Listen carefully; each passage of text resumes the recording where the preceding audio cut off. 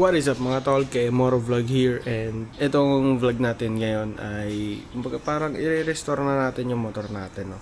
So meron ako ditong mga plastic, hindi tao mga plastic na naglalaman ng bago nating kaha. So magje-genuine na tayo kaha, and hindi lang yan, maya maya lang sa vlog na to may mga papalitan pa tayo, no? Pero ngayong umpisa, ito muna, yan, kaha. Kaya ako pinakita sa inyo to kasi itong genuine white natin na to ay ipapatop coat natin kasi meron na pagsabi sa akin na pagka pinaceramic daw to naninilaw. So papatop coat ko na muna siya doon sa gumawa nung espada natin, no? Kaya restoration natin, papatop coat lang to. So, kaya tara, intro na muna. Let's go! So habang binabalot ko siya bago ko dalhin, kasi nga itatabi ko yung mga plastic para doon ko ilalagay yung lumang kaha ko. Ito yung itsura nung bago natin genuine na kaha. Ewan ko kung makikita niyo yung glitters pero ayan, I like it. I like it. Babalutin ko lang muna tong mga to, tapos dalhin na natin sa restoration. Let's go! So ayun mga tol, dadalhin na natin itong mga kaha. Ayan, tingnan sa likod. Ayan, yung mga kaha natin kay restoration. Sa restoration, hindi ko kasi na-upload yun. Pero siya yung nagpintura na nung espada natin. Pinabago ko kasi yung espada. Kasi nga, yung sticker doon dati, yung super slow, ganyan. Naka-top coat kasi yun. So, sinubukan ko magpagawa sa kanya and okay naman. So, kung gusto niyo makita, ito, papakita ko yung konting video doon. Yun o. Ayan, simple na lang siya. Para siyang galaxy effect na. Mas malaki lang yung pigments ko. Unlike nung before kasi, di ba, maliliit lang yung pigments. Pero nakikita kasi, yung dati ko rin kasi, parang okay din yung effect. Kaso parang sobrang sabog kasi yung dating. Ito kasi simple lang. Kaya nagustuhan ko rin to. Restoration. Yan. Shoutout boss. Solid. So ngayon, dahil nga natakot ako, dahil ang genuine white daw, pag sineramic, naninilaw. And ayaw ko mangyari yun. Gusto ko lang mag-genuine na kulay, ayaw ko manilaw. Kaya, ang gagawin ngayon ay papatop coat natin, papaceramic natin suno. Pero ngayon yung top coat muna. So tara, punta tayo ay restoration. Yan. Oo. Maraming mo. Pero ito pre, hindi ko na nalilis. Okay na po. Kasi madulis yung motor eh.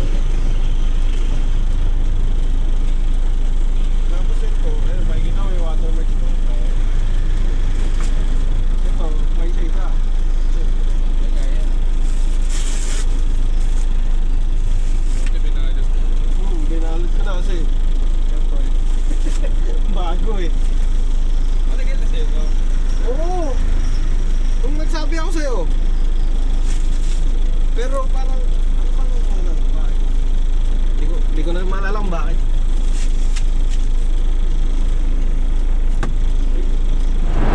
Yun, so nahatid na natin yung kaha natin at tayo ay pupunta na sa pagtapos. So yun tol, nakuha na natin yung mga pairings natin. Ayan, para ako nag-Tetris dito.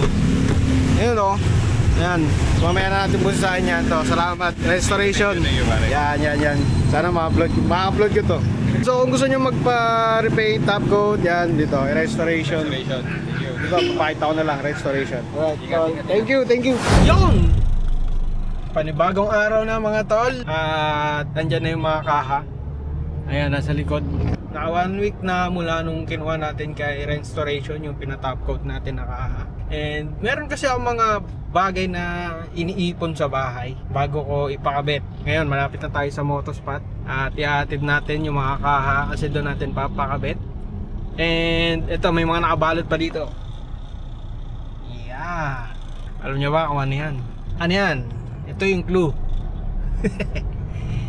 Gawa yan ni Motographics. Yan. Mamaya na natin bubuksan. Simula nung dineliver yan pare, kasi sobrang tiwala ako kay Motographics. Never ko pang binuksan. Meron pa yan nakabox dun sa likod. Hindi ko mapapakita sa inyo kasi nagdadrive na ako. Nagdadrive pa ako. Medyo, ayan, no? So, mamaya na lang. Uwi pa ako sa bahay, kukunin ko pa yung motor eh. Kasi hindi ko naman madadala to sa motor, diba? Alright. Ngayon ko palang makikita yung carbon. Ganda nga, ayan. Twin. Ngayon ko palang simula dumating yan, ngayon pa. Hindi ko na natinignan sa bahay.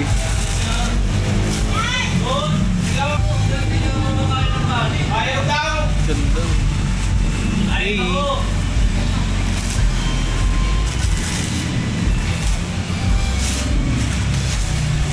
Solid. Tapos ito, ipopost ko na lang, bebenta na natin to. Yan, yung mga itim. Alright. Yan o, Bender. Boss Jun. Balat na balat eh.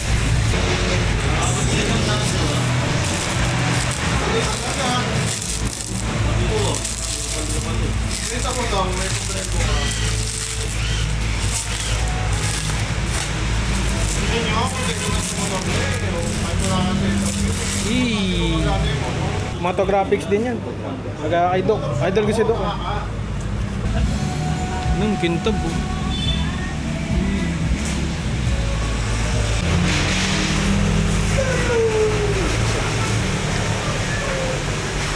Kap.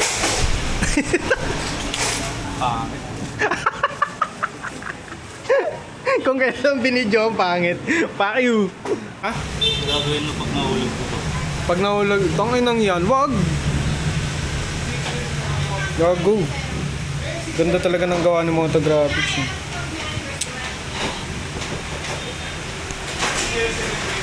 Bakit? Kupal! Carbon check, carbon check. Carbon check. Oy, oy, oy, oy, oy, oy! Carbon Oy! check na eh. Anong carbon check? Wala! Gago. Kala ko kakatok rin nga. Range naman gamit. Ganda ng gawa. Fuck you. You know. Okay. Sama na ako magpunas ng puwet. Di ba, pre? Ayan. So, buong fender na ulit. Wala na yung tabas. Ito yung tabas. Ito yung, sa mga nagtatanong, ito yung tinabas dati. Ayan. Pwede ko mabenta to. Pwede ko mabenta. Oo nga. Tatabi ko nga yan. Yung ano, yung nasa na yung... Grabe to, business minded oh. Ito natin. Alright. Hey! Ayan. So, madungis pa rin yung motor ko and ito yung itsura ng twill natin sa umaga. Ayan. Ganda talaga ng gawa ng motographics. Napaka-pulido. Ayan oh. Tingnan mo naman. Oh. Yung top coat ni Restoration. Ayan. Okay din. Okay din. Ganda. Ganda. Di ba? Oh. Ito, gawa na ni Restoration yan. Yan pa rin yung dati na hindi ko lang na-upload, no? Kasi di ba pinatanggal ko na yung sticker dito. Eh yung sticker dito kasi naka-top coat dati yan. So, yan. Plain na siya. Ayan. Matagal na yan actually. Hindi ko lang na-upload. Pero ito, nire-top coat niya ulit, no? So, madumi. Hindi ko pa mamontage ngayon kasi madumi. Yun, no? Bagong gawa, bagong linis. Hey, boss Paolo. What's up? Yun, clean fit pa din. Huling linis na ito, chill glide pa eh. Sampon na yun, no? Sampon na. Yun, mga tol, ito, another day. Panibagong araw na to, mga ilang araw na nakalipas. Simula nung kinabit yung motor ko, syempre, pinalinis pa natin yun. And ito na siya. Ano, shoutout kay Motographics kasi napaka-solid talaga ng gawa niya sa carbon, pare. Grabe naman yan. Grabe, ito talaga yung para sa akin ha. Awayin nyo na ako lahat, pero ito yung masasabi ko. Sa lahat ng gumagawa ng carbon, ito yung pinaka-pulidon nakita ko para sa akin. Kaya dito ako bumili. Tingnan mo naman, pare. Tingnan mo kung gaano kalinis yung pattern yan, kung gaano kalinis yung... Kita mo yung may mga lubog pa yan, may mga lubog. Tingnan mo, lubog yan oh. Tingnan mo, lubog yan. Sa iba, hindi lubog yan. Minsan pantay pa nga yan eh. Hindi nila nagagawa yung mga lubog-lubog na yan. Yung talagang pagkakahulma ng stock mo, gawang-gawa nila sa skinning nila. Tingnan mo naman yung pagkakalubog niyan, pare. Oh. Diba? Oh. Ito na lang, bre. Ito na lang, oh. May lubog pa rin yung logo ng Yamaha dito. Diba? Napaka-solid. Oh. Tapos ayan, tingnan mo. Oh, napakalinis ng pagkakahulma. Oh. Napakalinis niyan, pare. Nga pala, dahil hindi na ganun kabigat yung sa aking gaslit, gumagana na siya. Dati sa sobrang bigat ng luma kong carbon, hindi ko maikabit yung spring. Ngayon naikabit na, no? So, hey, ayan. Ayan, tapos mo naman, di ba? Ayan na, wala na akong masabi. Puring-puri ko na yung carbon ni Moto Graphics, no? Tapos syempre, shoutout kay Restoration, pare. Si Restoration yung nag-top coat itong ating kaha. Genuine white na to, pare. Hindi to repainted kasi ayoko na ng repainted, pare. Repainted kasi yung dati ko. So kung magasgasan yun, mahirap. Kasi sasabihin sa'yo ng mga pintor, gusto nila yung stock na kaha para daw madaling pinturahan. Hindi ko alam sa motor kung bakit ganun sila nahihirapan kapag repainted na yung kaha. Pero pagdating sa kotse kasi, kahit may plastic parts, nagagawa naman, di ba? Hindi ko alam sa motor bakit ganun, no? So, ayun, kaya nag-genuine na kaha na ako para if ever man na may magasgasan dito, wala na akong problema magpalit, no? Bibili na lang ako ng bagong genuine.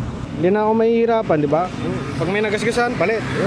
Pinatop coat ko siya kasi merong nakarating sa akin balita na kapag sineceramic nga daw to, naninilaw kapag walang top coat. So ayan, pinatop coat ko para UV protected siya, tapos hindi na siya maninilaw kapag sineramic, no? Then ito, wala na yung mga stickers dyan kasi yung stickers dito dati naka-top coat and bagong prismatic black yan. Gawa rin yan ni Restoration, no? So kung gusto nyo magpagawa doon, PM nyo lang yung page niya, no? Ito na yung kinalabasan nung ating refresh na NMAX, no?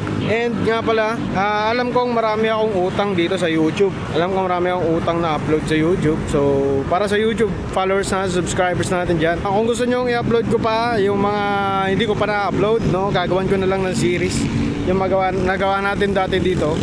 I-upload natin, kumbaga parang basta at least mapakita ko sa inyo kung ano nagawa na dito sa NMAX natin throughout those years, no? So, ayun. Siyempre, kapag bago yung kaha, hindi mawawala yung montage. Let's go!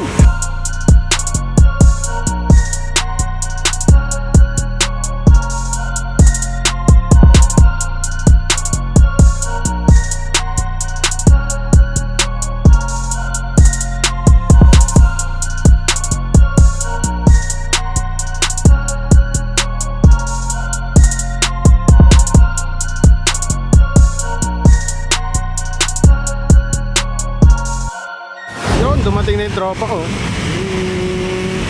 Nga pala, yung NMAX niya, kaya kami nandito ngayon. Kaya ako rin dito nakinontent to kasi magpapaalam na siya dyan. Ipa-parts out niya na yan. Ayan. So, kung gusto nyo may mga pyesa dyan, ito, may mga binibenta pa yung ganyan. Yan. Ito, hindi, 4 gips yan eh. Basta yung swing arm yan. PM nyo na lang yung page niya, Cap Ventures. Yan. Hey. So, ayun. Mag-goodbye namin dito kasi pa-parts out na to kasi naka-Aerox B3 na yan. Ayan. Caliper, binibenta ko. Caliper, binibenta. Cardinals, caliper. Ano pa ba? Ito, lilipat mo tayo, no? Lilipat yan. Swing arm. Swing arm, CVT cover. Ito. Hindi daw yung BT series. Bahala kayo sa buhay nyo. Ayun. Basta yun, PM nyo na lang yung page niya, Cap Ventures. Ayan, so ayun, alam nyo naman sa mga matagal na dito sa YouTube natin, ito yung lagi natin kasamang NMAX. Ayan, no? Yan, press pa namin puti, no? So we will say goodbye. Hey! Hello, Aerox B3. Hey, it's you. Alright. Yun mga tol, maaraw na. Ito, syempre, nakita nyo na sa montage ko na itsura nito, no? Pero gusto ko kasing ipakita sa inyo talaga na habang maliwanag, kasi kahapon, hapon na yun eh, paggabi na yun eh. So, ito yung itsura nyan. Ito, kaya ako nasabi kahapon na napaka-pulido talaga ng gawa. Kasi tingnan nyo naman. Ako, di ko na kailangan sabihin kung bakit. Diba? Makikita nyo naman yan sa quality ng gawa ni Moto Graphics, no? Yung puti, luma na yan. So, yung itim lang. Yung mga itim lang. Ayan, yan. Yung mga pinasa. Dati, yung honeycomb na yun. Yung kwento kasi ng honeycomb na yun, pinaglumaan na ni Motospot yun, no? So, dati ngayon, Max B2 nya pa yun. May sentimental value lang din yung honeycomb na yun kasi syempre galing kay Tokyo tapos unang carbon yun. Tapos ano pa yun eh, hinulog-hulugan ko pa kay Motospot yun, no? Bago siya nag-forge dati na nauso yung mga carbon na ganun. So ako kasi talaga twin talaga gusto ko noon. Kaya nga twin yung pinagawa ko mga puti-puti doon.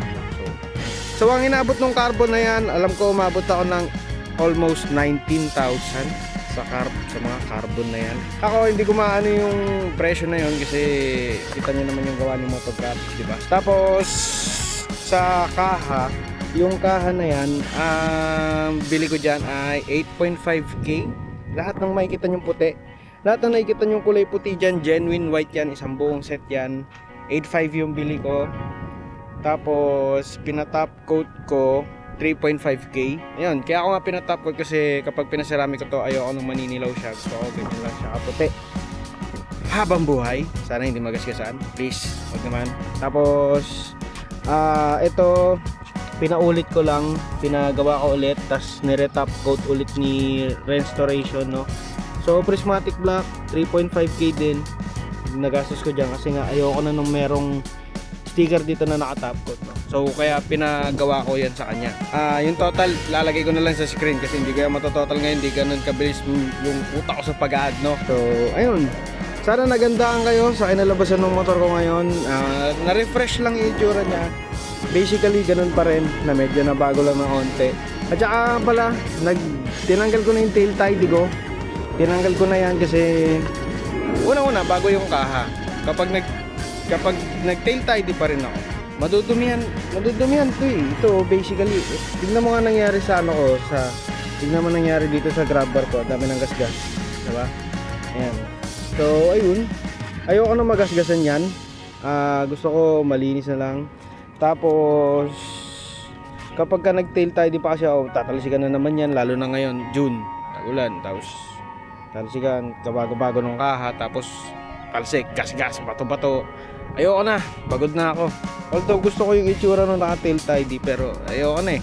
Ang mahalaga, naranasan ko na yun for isang taon lang ako nag-tail tidy. Although pogi, pero tiis pogi kasi talaga. Ayun lang. So ayun, sana nag-enjoy kayo sa bagong itsura ng motor ko. And kung gusto nyo pang i-upload ko yung mga lumang video, hindi naman kasi ako nagde-delete ng mga video, no? Sa YouTube ko to i-upload. Sabihin nyo lang. Pero malamang sa malamang, baka i-upload ko rin yun. Kasi ang dami ko talagang video na nakatambak, no? So pasensya na ako, ngayon na lang ulit ako nag-upload dito sa YouTube. And ayun, sana nag-enjoy kayo dito. And wag nyong kakalimutan mag-like, comment, share, and subscribe. Siyempre dito sa ating YouTube channel, KM Moto Vlog. Meron tayong Facebook, meron tayong TikTok, KM Moto Vlog din. So ayun, hanggang sa muli mga tol. Ride safe everyone and stay safe. Babush!